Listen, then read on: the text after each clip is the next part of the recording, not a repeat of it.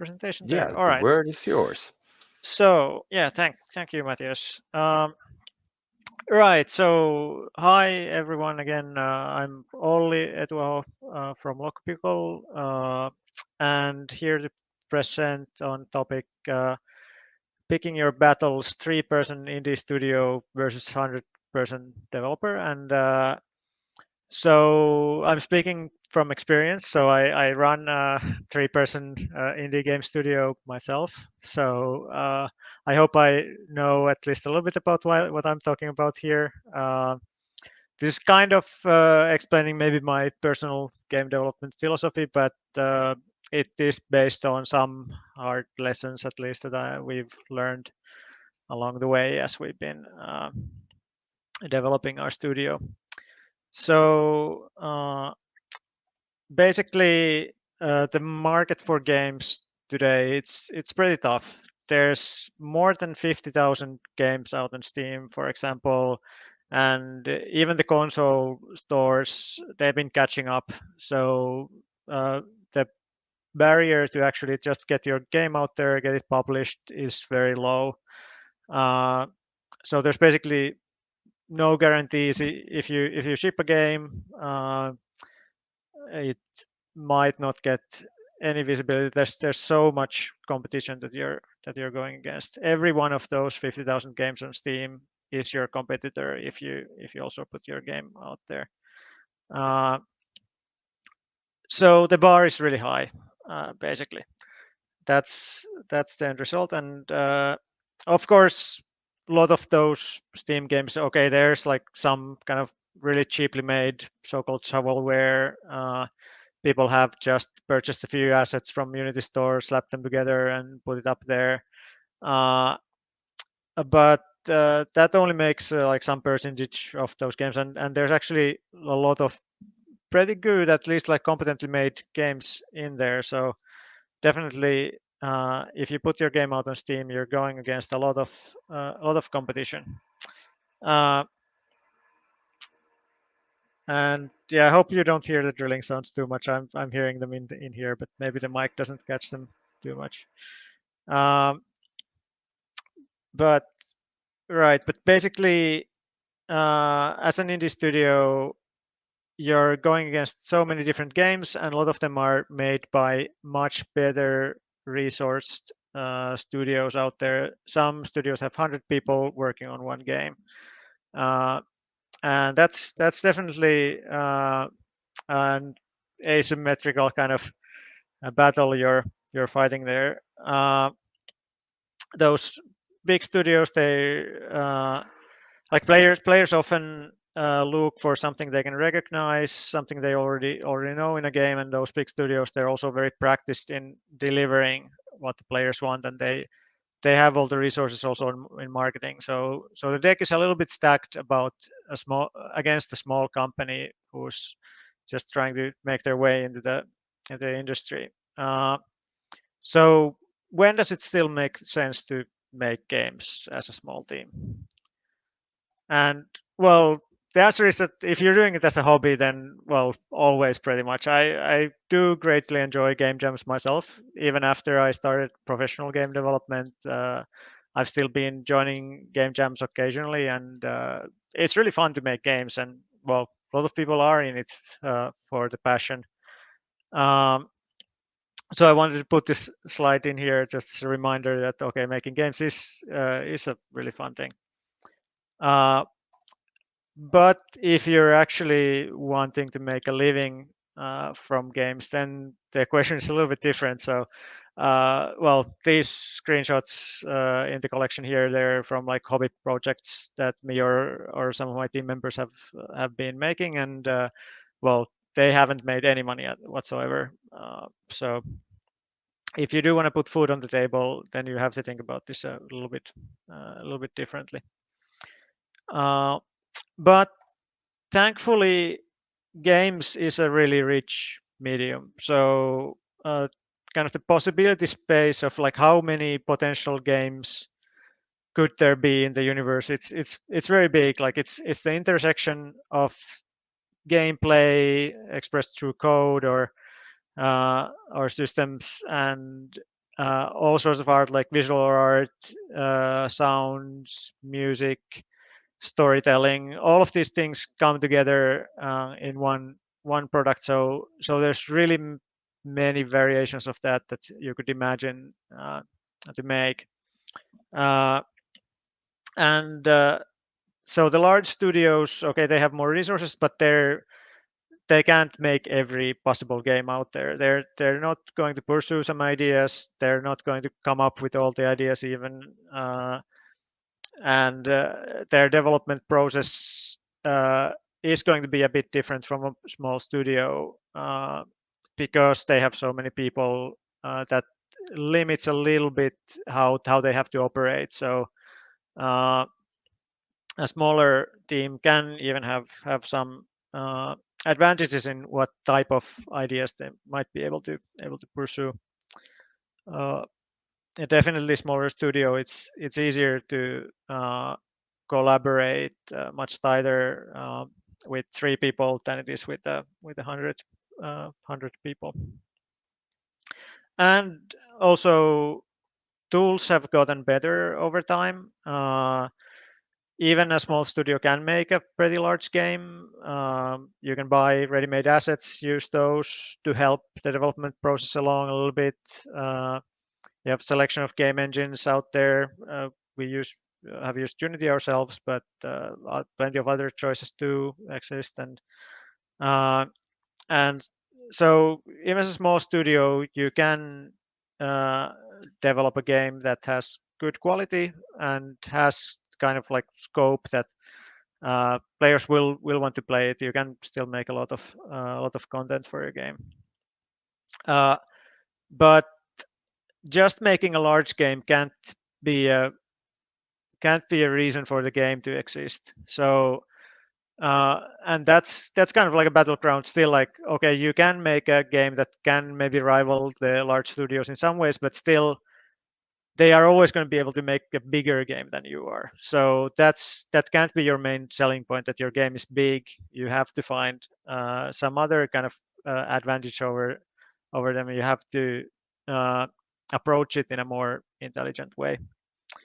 And so the question you really need to answer: why does my game need to exist?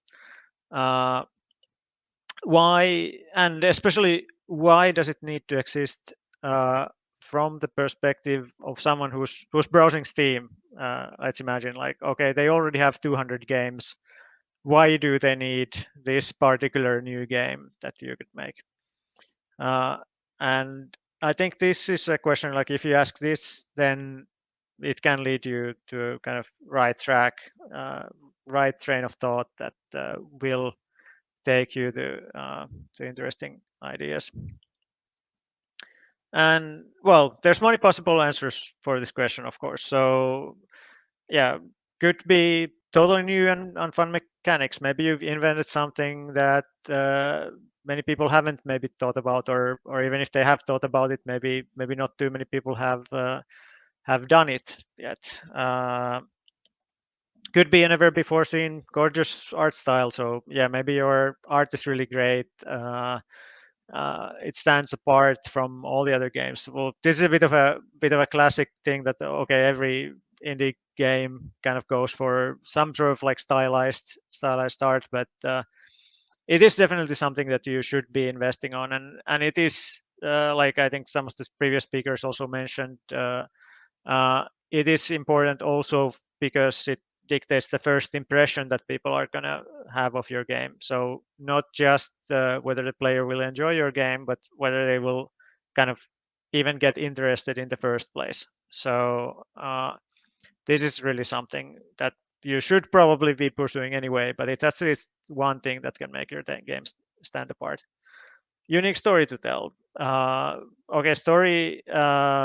The main kind of importance of stories is in games is something that, well, there might be some debate about. A good story alone rarely makes a good game, but it can still be an important selling point. And definitely, some percentage of players do like to play games for their story. So if you really feel like you have some kind of unique cultural thing you want to present, or maybe something drawing from your personal experience, and yeah, definitely can be something to set your game apart.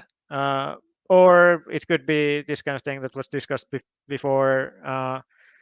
If this one thing was better about this other game, it would be so much better as a whole. Like this kind of thing is definitely a good answer, because a game that has both kind of like instant recognizability on one hand, if it's understandable, that's good. But then if it has that one point that okay, it's also sets itself apart by offering something new on top of that, that is a very very good combination. Uh, and yeah, basically, more of these kind of elements you have, the more your game is going to stand out, the more the higher it will kind of rank in the list of games on Steam. So you might have a chance of attracting an audience over there. Uh, but all right, that's like something about how to maybe think about that. Like, okay, what's desirable, but how do you actually deliver something like this with a small team with those limited resources? And really, the answer I have come to in this regard is that you have to find the core of the design. There's a GIF playing from our game Puddle Knights. Not actual gameplay in this case, but just using the game engine to run some fun animation. But yeah, the core gameplay is kind of something that everything builds around that, and uh, if you can express your core gameplay in 2 sentences, for example, and it sounds interesting, that's definitely something that speaks for it. And uh, usually there are these kind of signs that it's like if something just clicks, you kind of feel it in a way that's all right. This is actually something that's really interesting. Uh, at least once you've gotten a little bit of experience, you get this kind of gut feeling sometimes that maybe this doesn't feel quite right. Maybe it's something that takes a little bit of practice, but when you really feel like okay, you have something interesting, it it creates this feeling that okay, okay, this is the thing to focus on, and it really pays to think hard about this. Like usually when generating ideas, it first starts with it, and it should start with this kind of like fairly open brainstorming. So okay, you're just coming up with a lot of stuff, putting them down, writing them down, figuring out all sorts of ideas that you might have, but that's kind of the easy part, and the hard part comes after, when you're figuring out okay, which of these ideas will you actually use, and then you start kind of like filtering, like okay, is one of these ideas that I come up with, could that be this kind of core idea for something great? And uh, particularly if you're running a indie studio, it's important to ensure that the core that you kind of pick, that it's rich. And what I mean by that is that a lot of things kind of can be built around it, or that in itself it kind of has this complexity that kind of naturally follows from the core mechanics. So in case of the game Puddle Knights that we released previously, the core mechanic is just you have these knights, and they have this kind of cape trailing behind them, kind of like a snake, and it's a pretty simple thing. It's not that complex to actually make a game like that. Still, okay, there's some minor technical challenges in there to make it kind of animate nicely and all that, but still it's a kind of pretty simple idea. And then we just built that, added a few spices on top. The other core mechanic of the game is that okay, there's some tiles are mud, and then we have these nobles that don't want to step on mud, and basically the knight needs to move their cape underneath their feet, so the nobles can cross across the mud. And uh, already these basic mechanics, they turned out to be really easy to build on. We didn't need to add much around that, and we got like 100 very different levels, and uh, we got very good feedback on the players about the game's content, that it's interesting to solve these puzzles, and it was like a novel idea. Still, well, fair warning, if you're now thinking that okay, I should also make a puzzle game. Well, it is a fairly oversaturated market on Steam, so in our game it didn't commercially succeed that well, but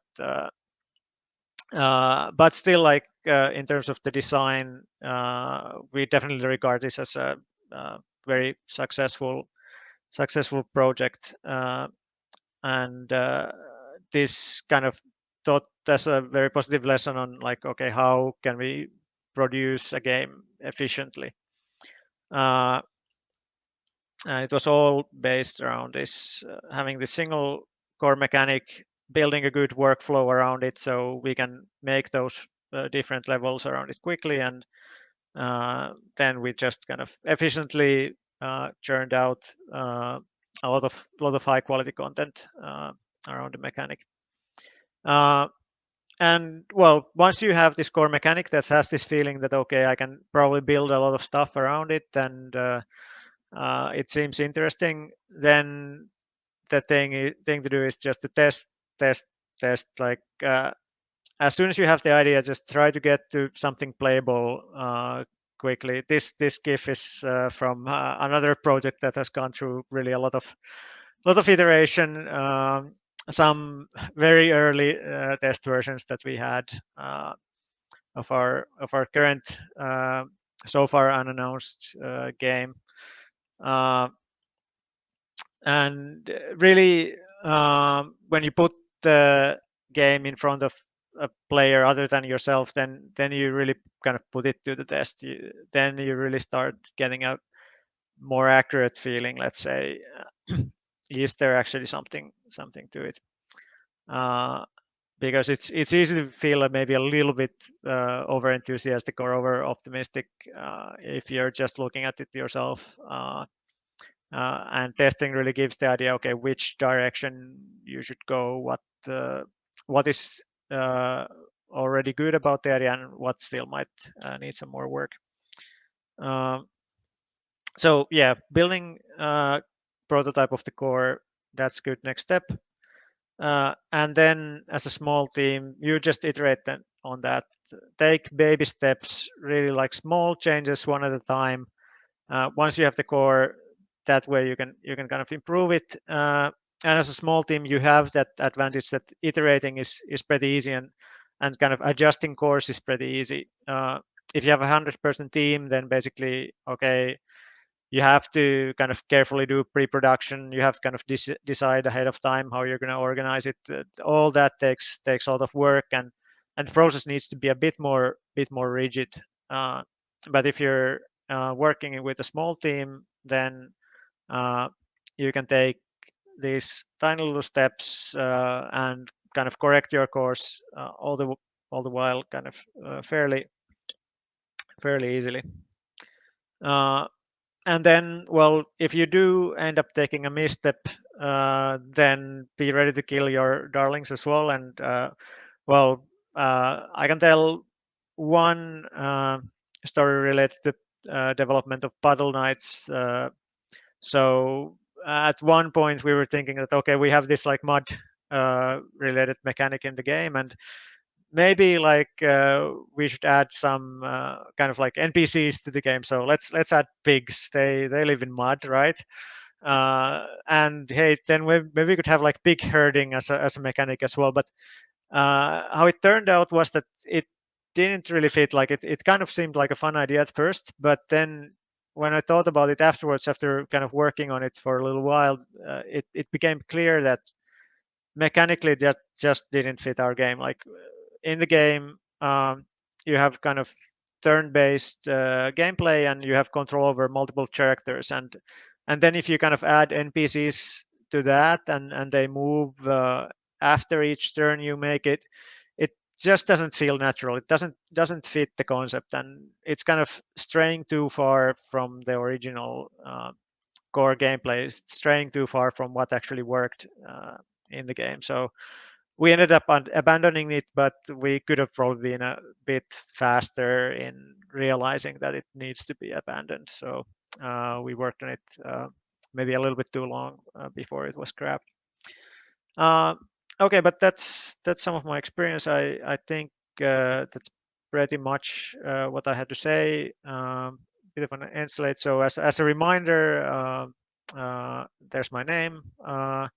And yeah, some contact information if you want to see some fun fun gifs that we post about our most recent project, then just go and check out the Twitter feeds. But yeah, that's it.